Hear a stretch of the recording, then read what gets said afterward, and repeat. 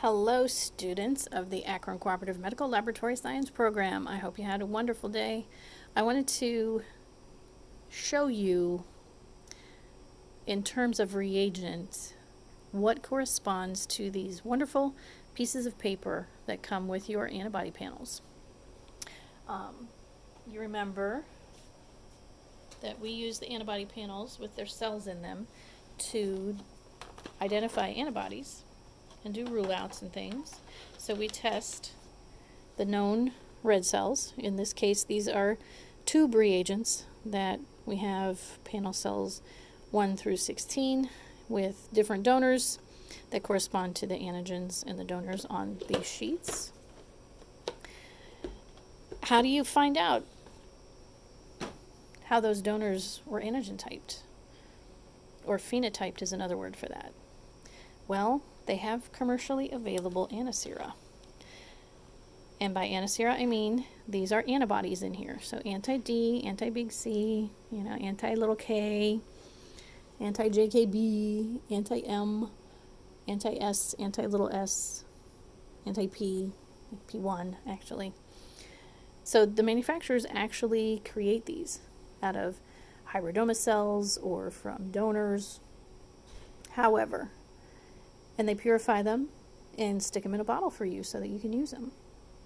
But these are the reagents that are used to actually figure out which donors have what types of antigens on them.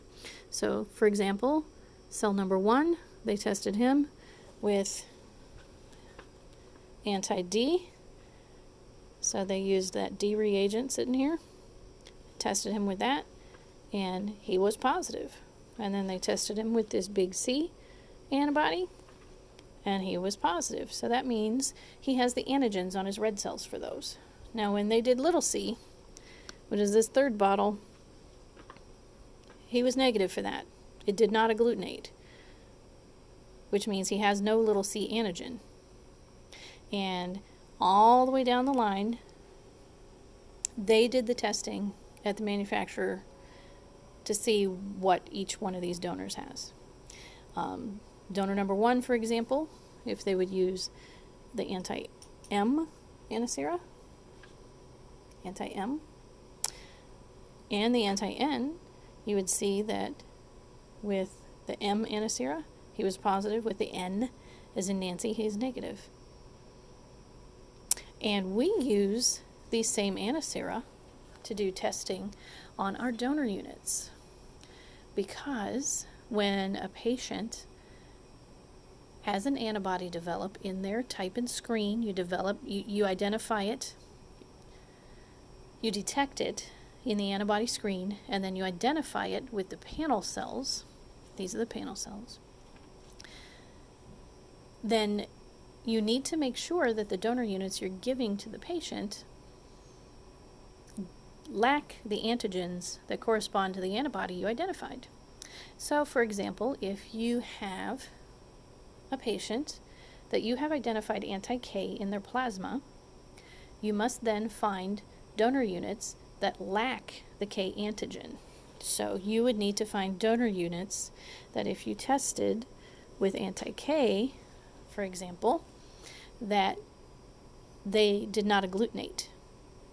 Because if they did not agglutinate with anti-K reagent, that means they do not have the K antigen on their surface, which means it's okay to try to cross-match those with a patient who has anti-K in their plasma.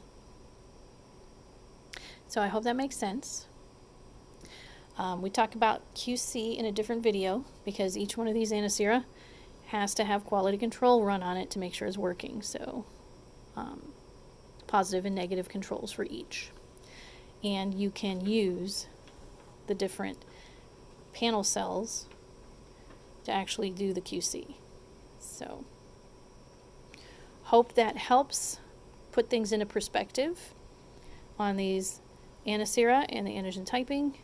And if you have any questions, you know where to find me.